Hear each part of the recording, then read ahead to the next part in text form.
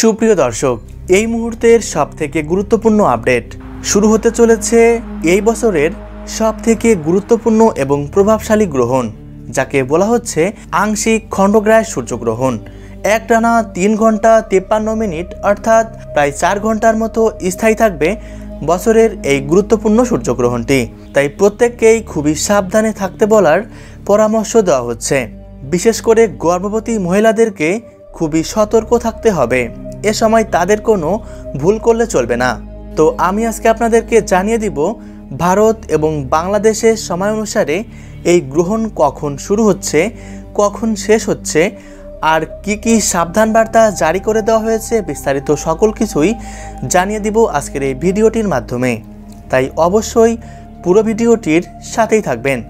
আর আপনি কোন জেলা থেকে এই ভিডিওটি দেখছেন সেটা কমেন্ট করতে ভুলবেন না। আর এমনই সব গ্রহণ সম্পর্কিত ভিডিওর আপডেট সবার প্রথমে পেতে অবশ্যই চ্যানেলটিকে সাবস্ক্রাইব করে পাশে থাকবেন। দর্শক বন্ধুরা, বছরের এই গুরুত্বপূর্ণ সূর্যগ্রহণটি রাশিয়া, ইউরোপ, আমেরিকা এই সকল মহাদেশে অবস্থিত দেশগুলো থেকে দৃশ্যমান থাকবে। একই সাথে আপনাদেরকে জানিয়ে রাখছি, ভারত এবং বাংলাদেশের বেশ কিছু জায়গা থেকেও এই গ্রহণটি দেখা যাবার প্রবল সম্ভাবনা রয়েছে। তাই অবশ্যই গ্রহণ চলাকালীন গর্ভবতী মহিলাদের সাধারণ কিছু সাবধানতা অবলম্বন করতে বলা হচ্ছে। যেমন এ সময় পরনিন্দা পরচর্চা করা, খাবার খাওয়া, রান্না করা, তেল মালিশ করা, চুল আঁচড়ানো, উন্মুক্ত স্থানে যাওয়া, কাটাছেঁড়া করা, ঝগড়া বিবাদে জড়ানো, ঘুমানো এ সকল কার্যাবলী থেকে দূরে থাকতে বলা হচ্ছে।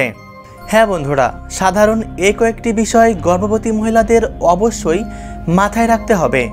যদিও অনেকেই এটাকে কুসংস্কার বলে থাকেন, তবুও আপনাদেরকে বলা হচ্ছে যতটা সম্ভব এই নিয়মগুলো মেনে চলার চেষ্টা করবেন। বিশেষ করে এ সময় সকল প্রকার খাবার খাওয়া থেকে দূরে থাকবেন, না ঘুমিয়ে জেগে থাকবেন, উন্মুক্ত স্থানে না গিয়ে ঘরের মধ্যে থাকবেন।